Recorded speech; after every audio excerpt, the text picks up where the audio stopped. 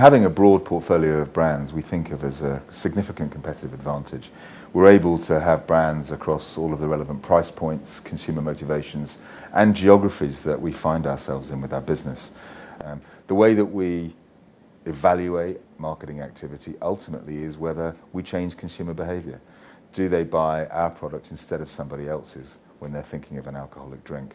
And whilst we have lots of data on activity specifics, ultimately the accountability of the marketing director is to deliver improvements in sales. I think demographics give us a kind of base level of understanding of kind of what a market offers. So we know that in Western Europe we've got stable populations that are getting older. As marketers we need to deal with that. In the emerging world we've got growing young populations that are getting wealthier. That gives us different opportunities. So demographics help at a base level.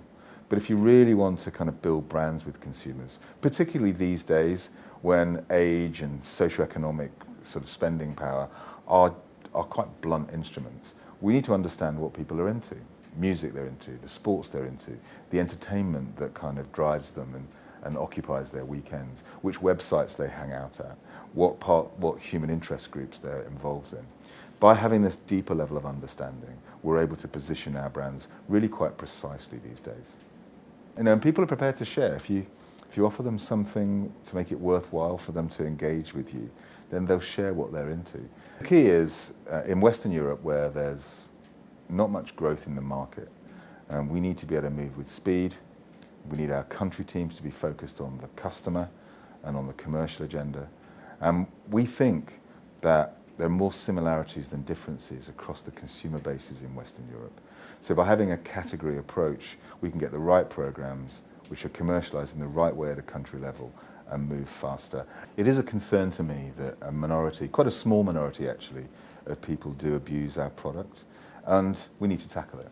We need to tackle it in partnership with other manufacturers, with retailers, with government and with NGOs.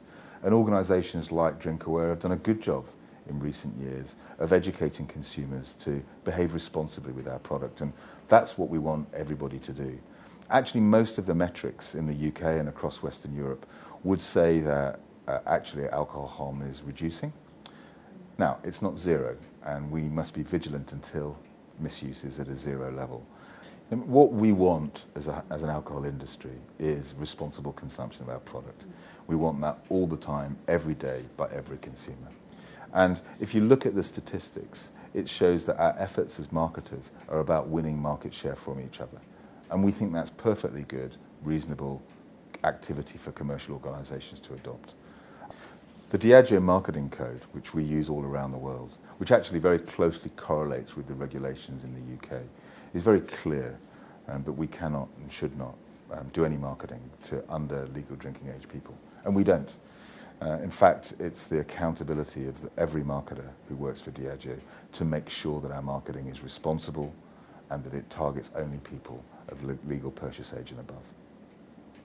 I think, in really simplistic terms, you've got to be pretty smart. You've got to have drive, the ability to be at the centre of the organisation, take accountability for the total business result, and then see it all the way through to the finishing line. And you need some flair.